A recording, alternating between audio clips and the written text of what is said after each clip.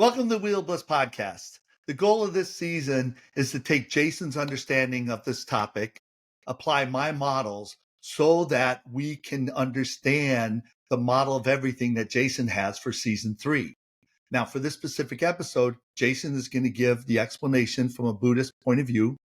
I'm going to share my models so that we can see why and how Jason's the only person who could come up with the model for everything. This episode is covering samsara, which Jason, I believe we called this the wheel of samsara or the hamster wheel, right? Isn't that what we called it in season 1? Mm-hmm. So what is samsara? Yeah, thank you, John. The Buddha is brilliant with his use of metaphors and visual. And Sanskrit language is so good for this rich visualizations of things. But samsara is exactly that. It's like a hamster wheel. Or you could think of it as like a dog chasing its own tail. It's like one of the funniest things. It doesn't know that it's its own tail and it's chasing it. And it's never going to get it. It's never going to give you any satisfaction. So, samsara is like being a prisoner in your own creation, or a prisoner in conditioned existence. And another word for it is dukkha, which means dissatisfaction. It's often translated as suffering, but as you'll see, there's different levels of it. It's not your simple like suffering, I lost money, I got hurt or something. And always remember, there is a way out. And that's what we talked about last week, which is nirvana. So this is you're not like in this doom situation where there's no way out but suffering. Yeah, it's making me not want to say stuff from your model, but I'm already starting to connect a lot of things here. So when we're talking about suffering, is this like explicit suffering or implicit? Like that dog doesn't know he's suffering. So are we talking about a suffering that we know we're experiencing or we don't know we're experiencing? Great question. Yeah, we're going to cover that. That for sure. So suffering, though, we've talked about the Buddha talking about the 4 realities, or sometimes the 4 truths of the noble ones. Suffering is the very first one. And the Buddha says, no dukkha, no suffering. Like, know it. Know of suffering. Know it. Okay. K-N-O-W. Okay. So suffering is like a common denominator. It's like the starting point of the Buddhist situation, of the situation that the Buddha is explaining, because everybody knows suffering. Not everybody knows happiness, but everybody knows suffering. If you think about it, just being born is suffering, right? We start teething. We get disappointment. We have, separation from loved ones, being falsely accused of something, being lied to. We all know suffering. And so it's really the starting point of the whole path. And if you remember, like Morpheus, this goes into that implicit suffering in the Matrix when he tells Neo, he's like, like you see it when you go to work. You feel it when you're in church, when you're eating food. You know when you something. pay your taxes. Pay your taxes, that's it. You know something is not right. Right? And Neo also has, like everyone who wakes up from the Matrix, there's like this intuition that this is not real. Like something is off here, right? Okay. So since suffering is a reality, ignoring it is not going to help. So the first step of really being honest with ourselves is to acknowledge this suffering and looking to understand it and what causes it. That's the second truth, the causes of suffering. And then the third truth, as you know, is nirvana, which is when the suffering is gone, the state of being free from dukkha. And the fourth is the path to achieve it. But it starts with first acknowledging suffering, trying to understand it. So really what it is, again, it's like seeking, you could say that the root of it is seeking lasting happiness from trying to possess conditioned things. Trying to Okay. make things that are impermanent permanent, or using your mind to take something that's impermanent and this is going to be the source of happiness. I'm going to have this forever. That's the suffering. And so it's like a springboard. Understanding this whole suffering process is the springboard, which again, you could think of it as a springboard as like a fertile ground for all the realizations, the spiritual powers, and the bliss that unfolds along the path of the Dharma. But it starts with this acknowledgement of suffering.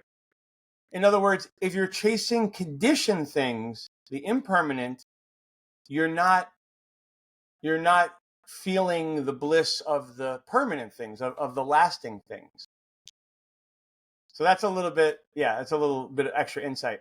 I'll read a quote from the Buddha. He says, "Now this, monks, is the noble truth of suffering, dukkha. Birth is suffering, aging is suffering, illness is suffering, death is suffering.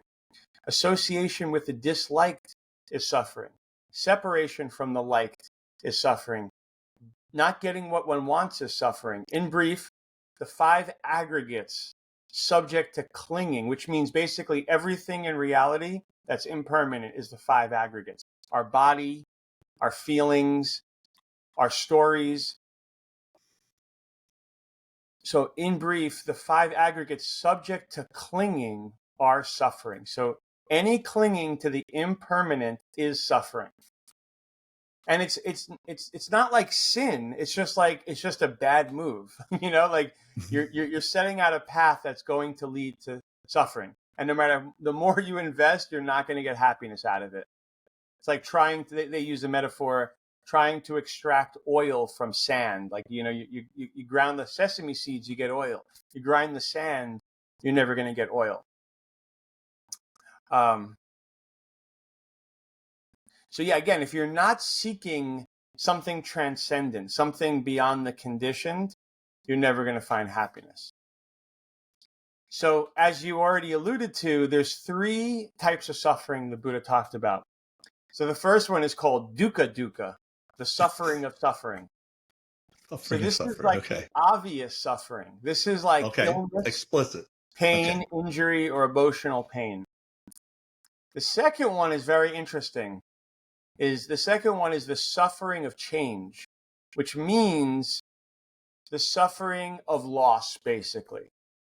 So you work so hard, you make so much money, and then you lose it. Or you have someone you love, and then you get a divorce. Buddha said the pain of that is actually worse than the first pain.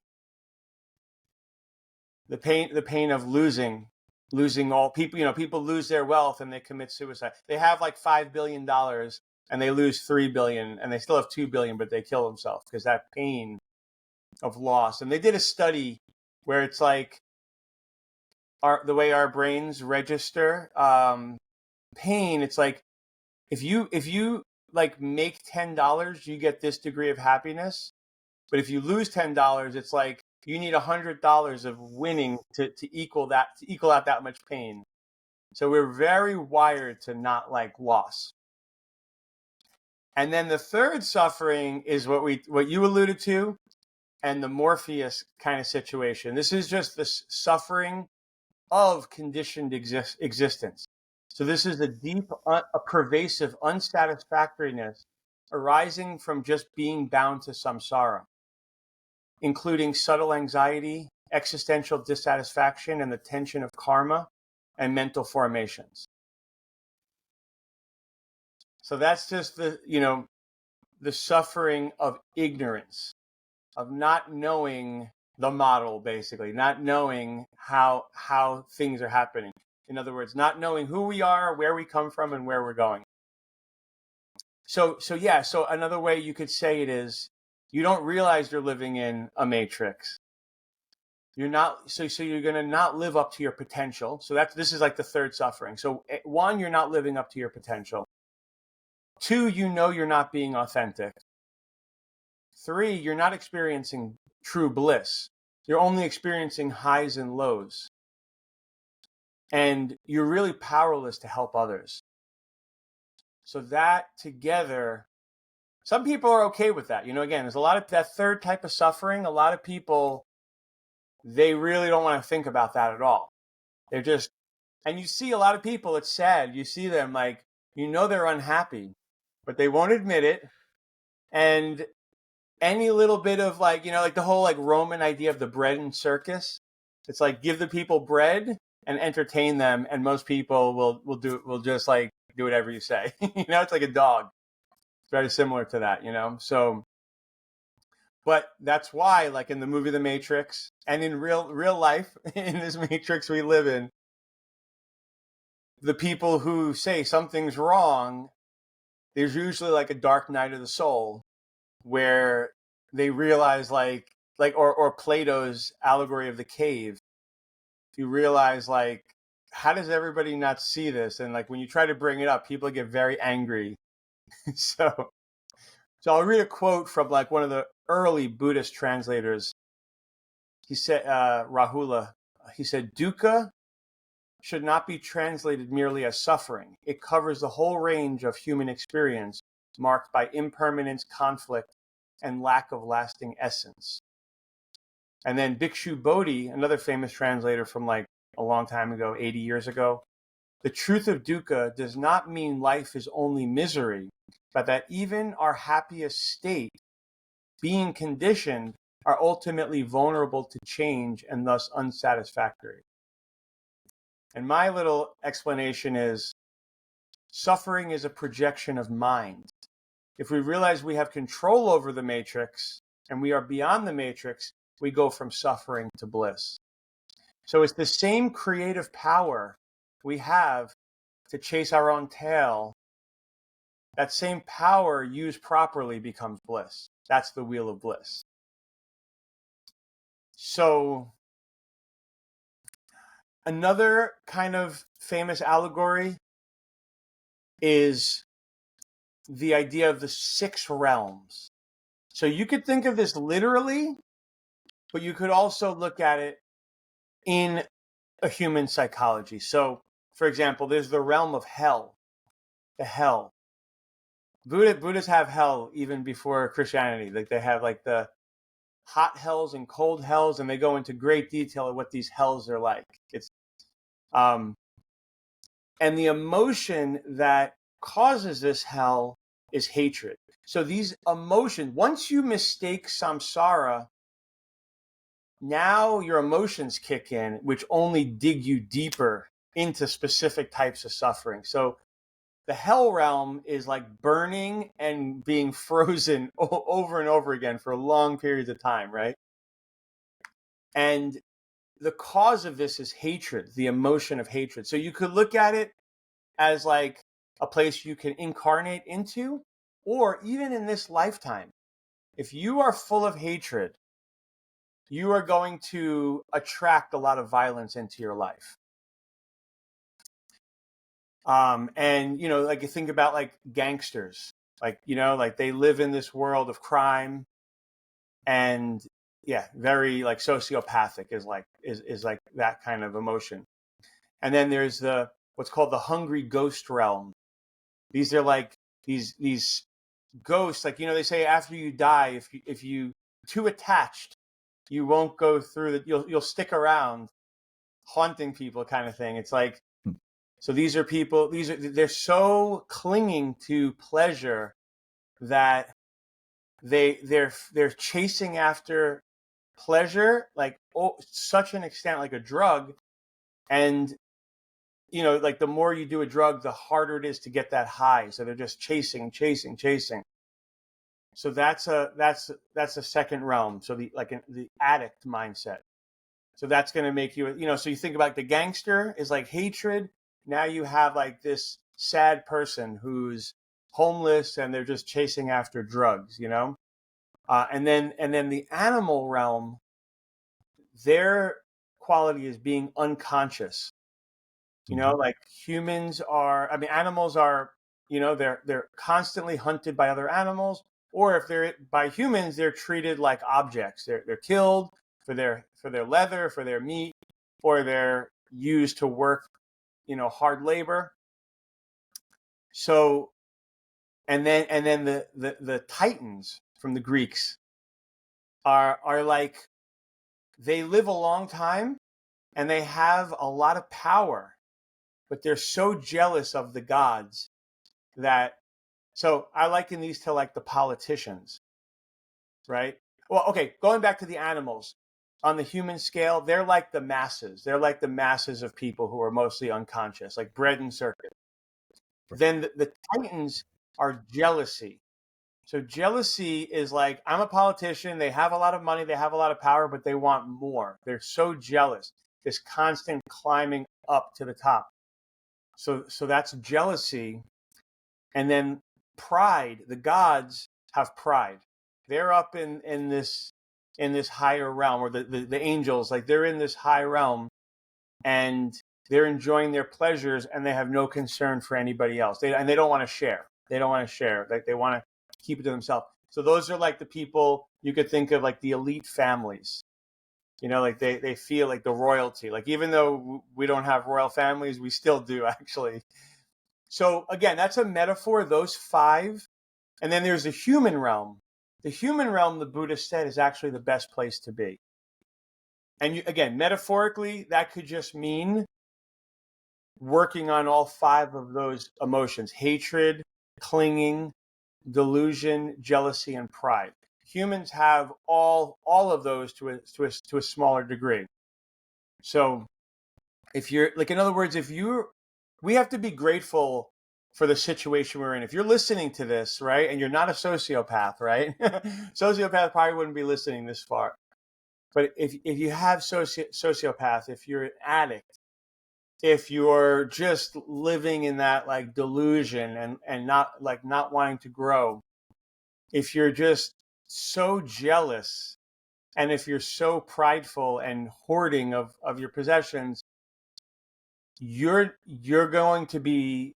not going to be able to question samsara. You're not going to be so in other words, so that's just showing how the five emotions perpetuate this samsara. So last time we talked about the three levels, right? So the first level is more emotional. So how you deal, this is the path to dealing with samsara, dealing with suffering, how to relate to it. So the first level, the emotional level, is more looking at craving, this emotional attachment through these emotions, through hatred, through clinging, craving. Buddha often talks about craving. Like craving is really what keeps this, chasing your own tail. So that's like the level one, understanding. Level two is more getting to the root of it. Instead of the emotional, it's more about ignorance. It's more about like seeing emptiness. That's like the second level. And I'll kind of end it on this, is that like everything conditioned is suffering, right? So that means whatever is born will die. Whoever you meet, you'll part from, right? Whatever comes together must come apart. That's a very like kind of gloomy sounding thing, right?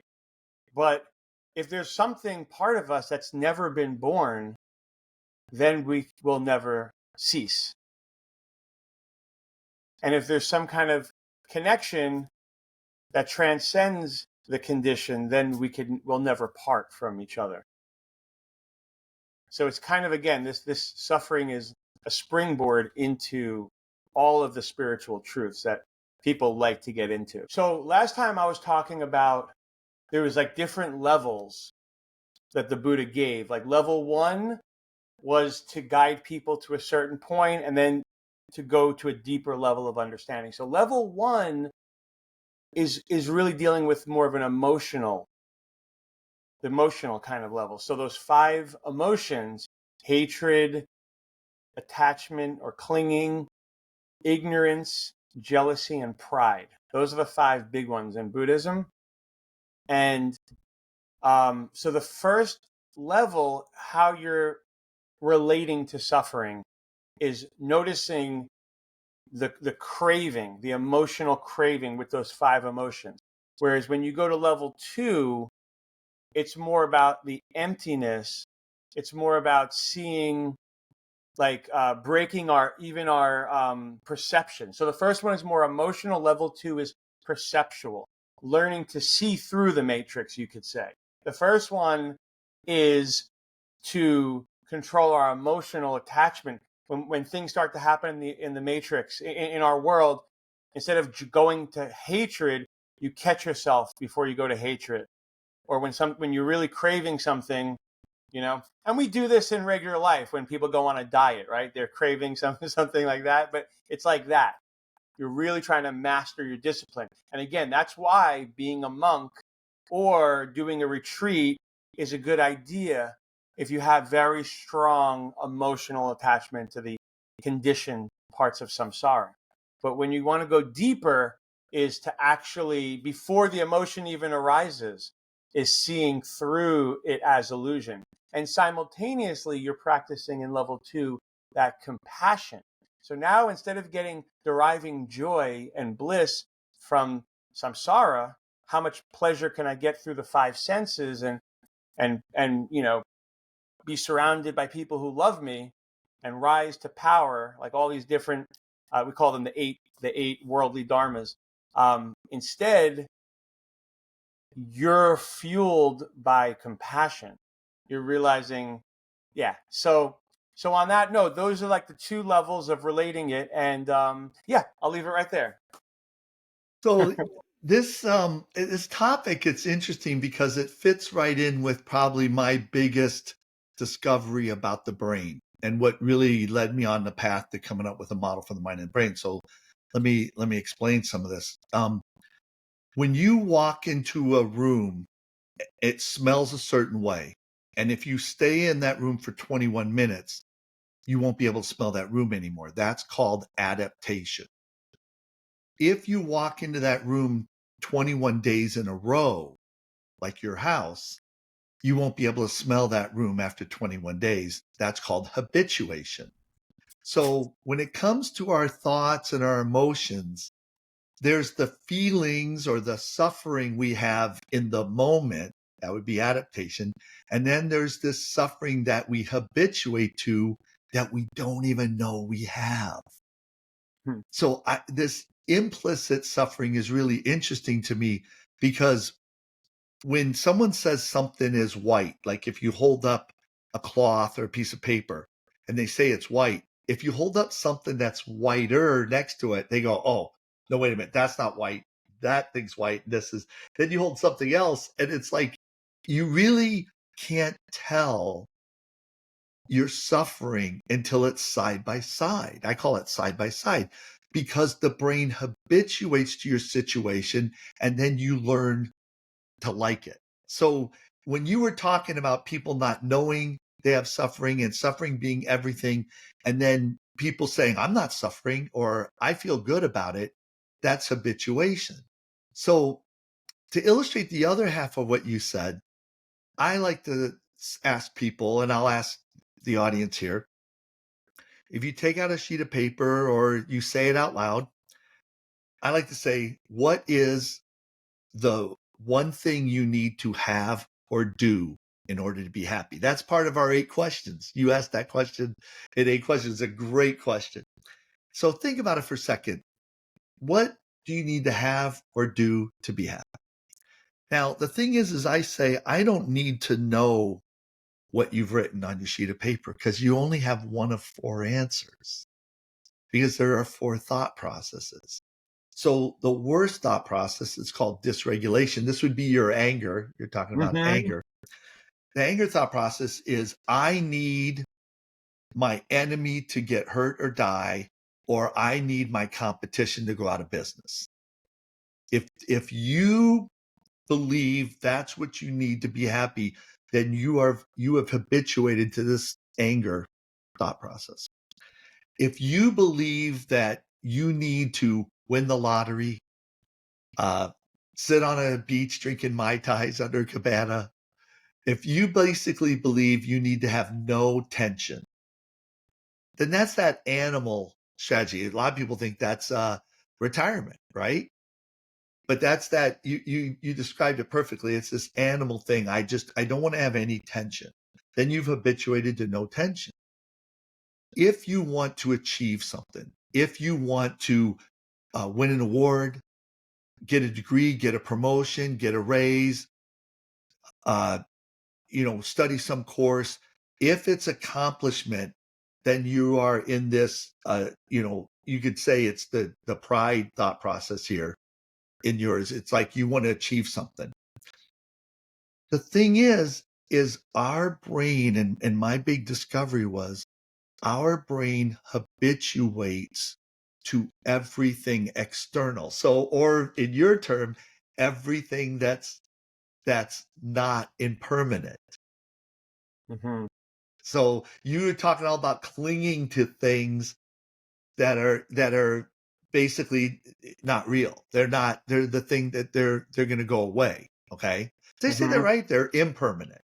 No, well, it depends on how you meant it, but they're clinging to things that are impermanent as though they are permanent. Right.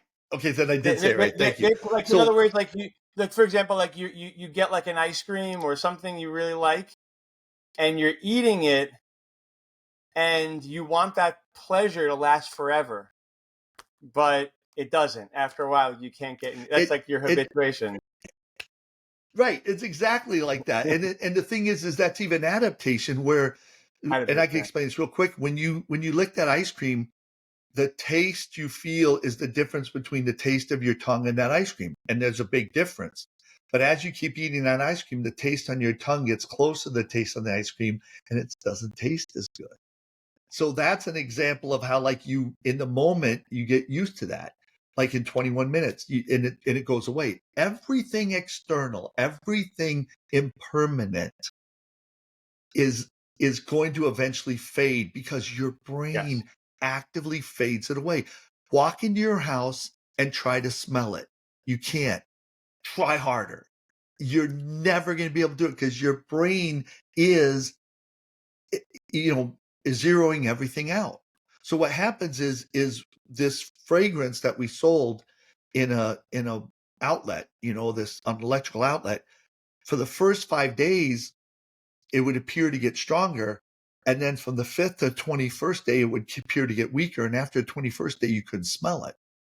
But it still smelled. Other people would walk in the room, they could smell it. But if you lived there with 20 days, you could smell it, which is this whole impermanence thing to a T. So the key is to attach yourself or focus on the things that are permanent.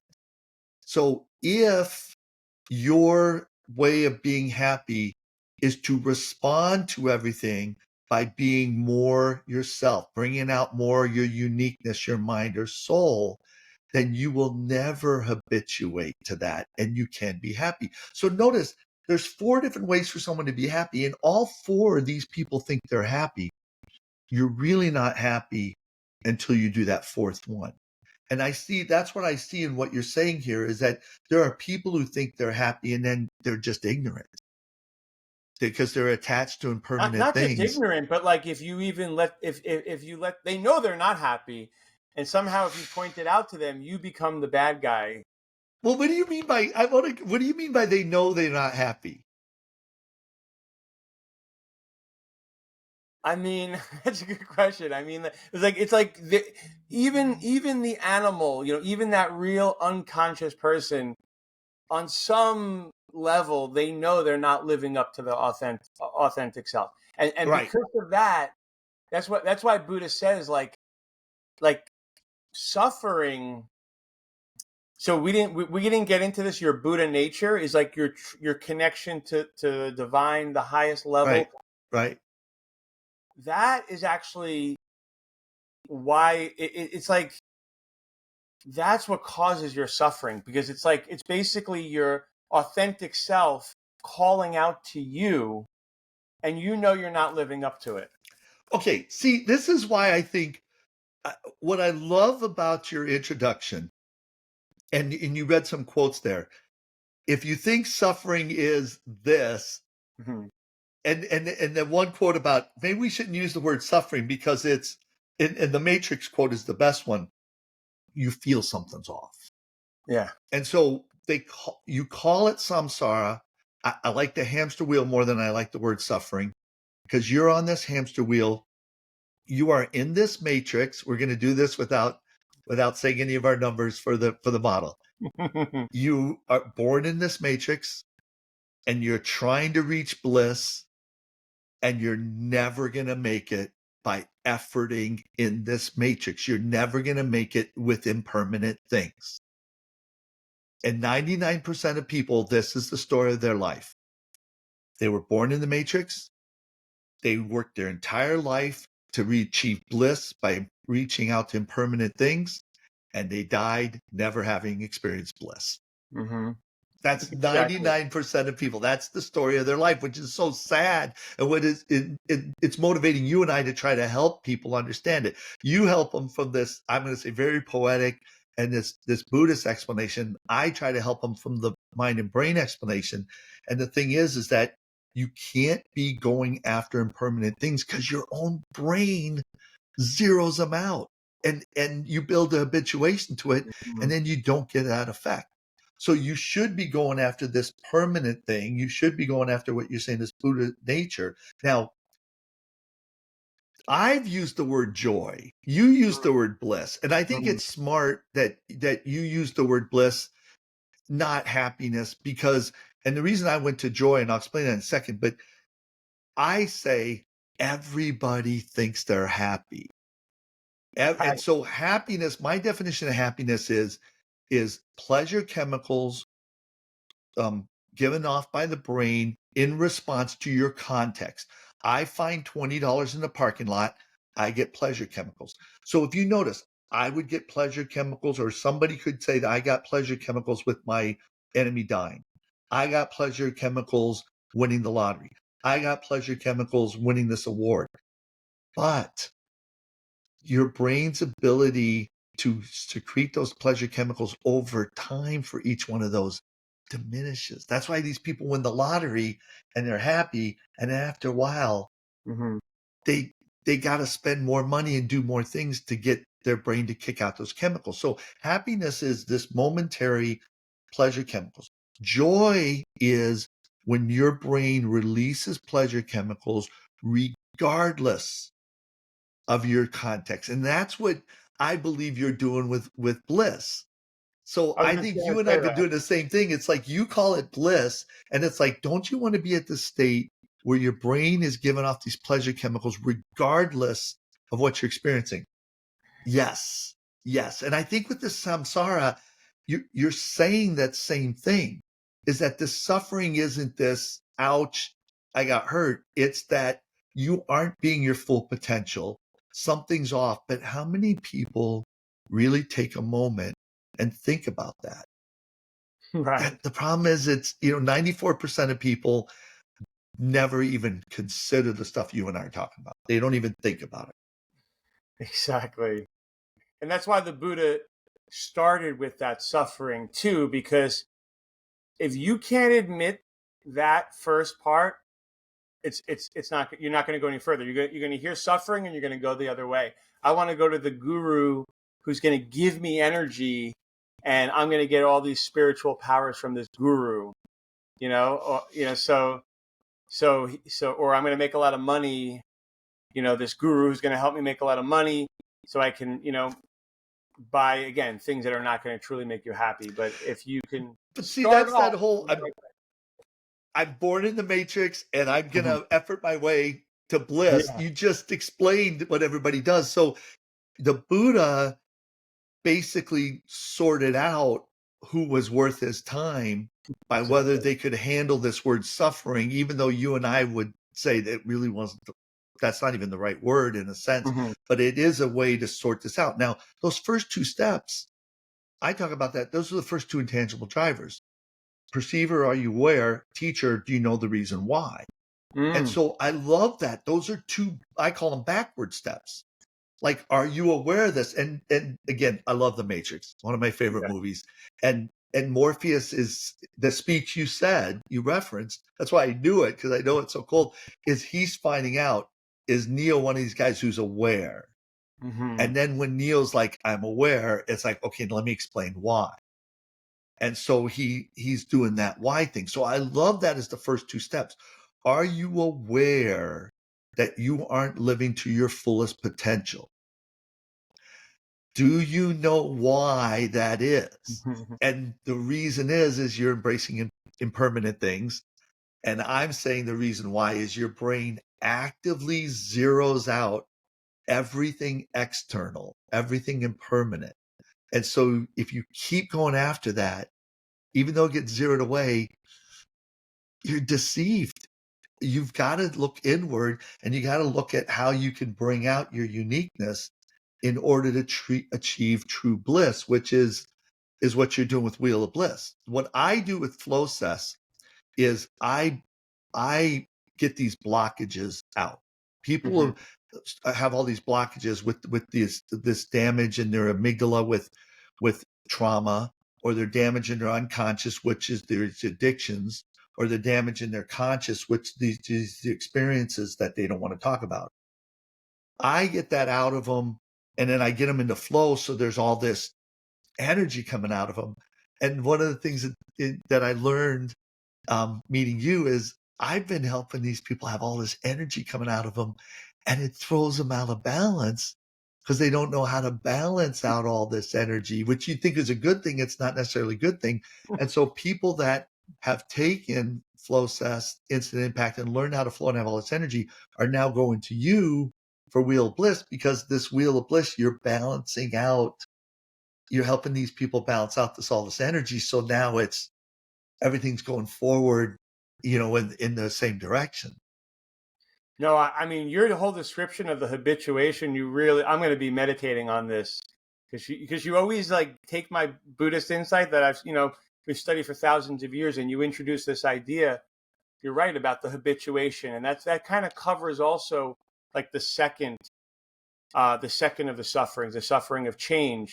It's like you had that in the instant impact. You had like that, climbing up a mountain. After a while, like you can't get happiness from it, and you can just keep getting more and more money and trying bigger highs, but it's still like, and also I love that too in Flowcess. When you told me, I'm like, am I a server teacher or a teacher server? And you said, try it out and see what gives you energy. Right. So that's, I think, to sum it all up too, is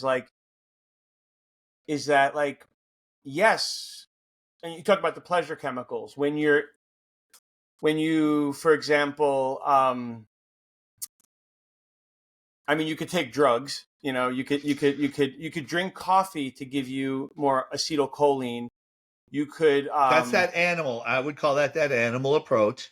Okay. well, yeah, yeah, but Because you're what I'm not getting achieving anything. You're exactly taking something to kind of relieve the tension of, and to right. avoid stuff. So yeah, that fits right there. Keep going. What You I'm going got to say it. too is like for example, like you can get dopamine from scrolling on your phone, watching pornography. So you can use like you can kind of like use conditioned things to to produce these pleasure chemicals, right?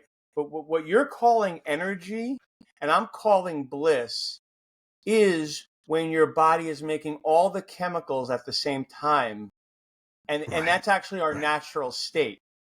In Right. fact, if like a child is in flow, but when we Right. start to get more into conceptualization and attaching to these conditioned things, that's actually telling the brain to stop producing. It's actually blocking like you said, you remove the blockages. It's literally removing, it's literally these blockages, which are the blockaging to releasing these pleasure chemicals and trying to get, it's like, okay, I'll give you a great example too. It's like when you eat brown rice. This is one of my favorite examples. Like you eat brown rice as opposed to white rice. You put the brown rice on your tongue, you have to chew it. There is carbohydrate in there, which your tongue picks up and gives you a little dopamine. Oh, you found some good food. When you eat the white rice, you get more dopamine on your tongue. So you're saying, so if someone says, I like white rice, of course you like white rice because you get more dopamine from it. So you're going to go for the white rice. But here's the missing part. When you eat the brown rice, the part that makes it brown, the fiber, doesn't get digested. Whereas the white rice, it gets completely, every part gets just taken out. The brown rice goes now into the colon, where you have trillions of bacteria who eat that and produce serotonin. So again, like this is just a metaphor, but you're choosing, I want more dopamine. I want the high right now. I don't care how I feel in 2 hours. Whereas if you habituate to eating brown rice, and this is why, you know me, I want people to know the why and the how, not just telling people a recipe. If you eat the brown rice, and then 2 hours later, you're sacrificing a little bit of the dopamine up front, but then you get this serotonin. You feel more grounded. You feel more safe, and you're getting that feedback because you're actually making yourself healthier as well. So it's a perfect example of how, like, we're kind of like, someone said, like, we're drug dealers. We're literally drug dealers. So it's like we are responsible for these serotonin, the earth, right? Oxytocin, the water, dopamine, the fire, and acetylcholine, the air, and then GABA, the space. And we are responsible for those. And we think you think you could cheat the system. And that's the problem. Yeah, the thing is if you get the energy, if you're being your uniqueness, if you're actually following the path, which again, acknowledging the suffering is the springboard. You have to start there. You have to really once and for all realize, no matter how much money and how much of these pleasure, no matter how much different women you have sex with, like the more different women you have sex with, you're just going to crave it even more. And you have to, because you're not going to get the same high unless it's more. Exactly. That's the problem is you need more to get the same high. That's the problem, is your brain's washing it away. Exactly. Whereas we have this source. It's hard to explain this without explaining the model. That's why I'm trying to. Right. No, you did great.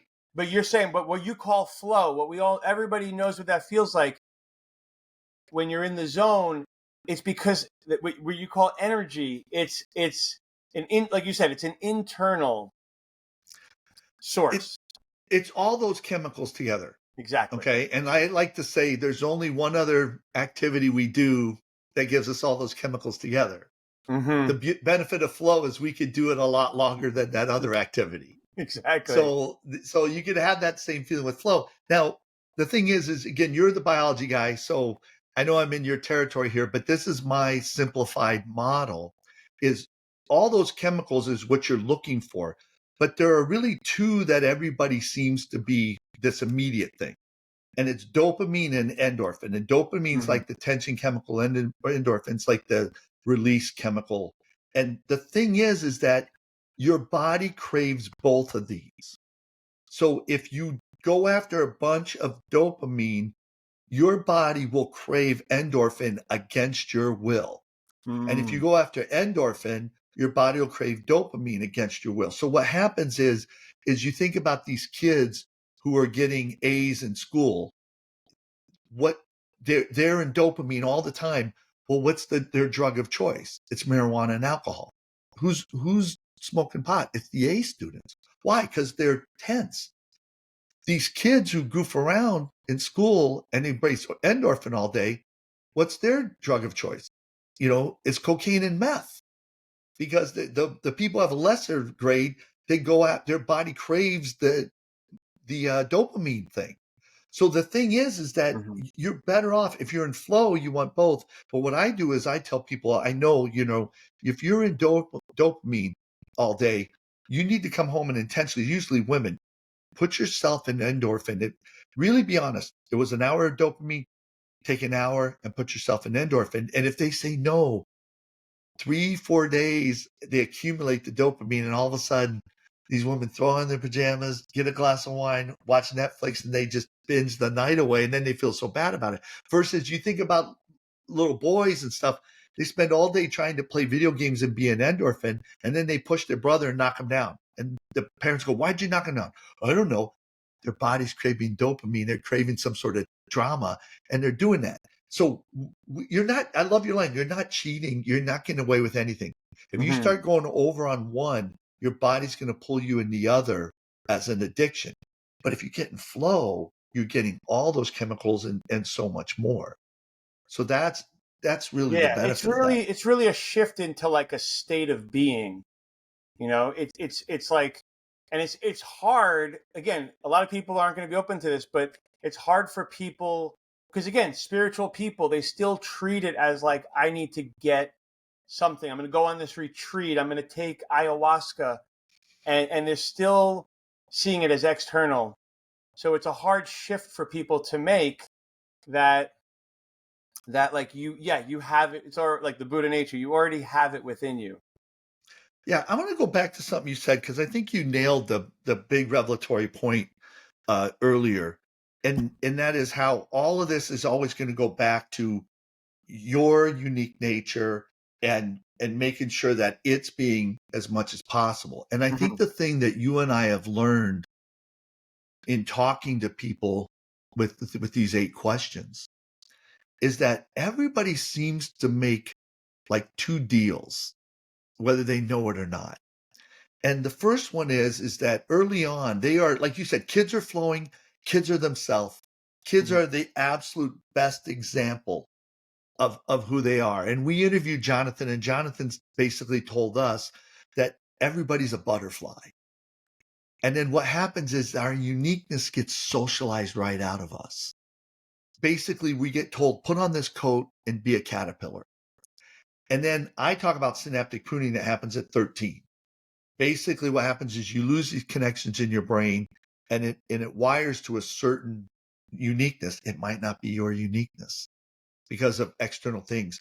But what happens is synaptic pruning happens, and people have a hard time remembering the butterfly they used to be. And we've seen this. We've asked people questions. My questions always are asking people, pre 12 years old, what was the first time you did this? What's the first time you did that? It's amazing how many people don't even remember being a butterfly. So that's the first thing that happens to people is they forget who they were uniquely made to be, and they forget what they were like when they were flowing as a kid.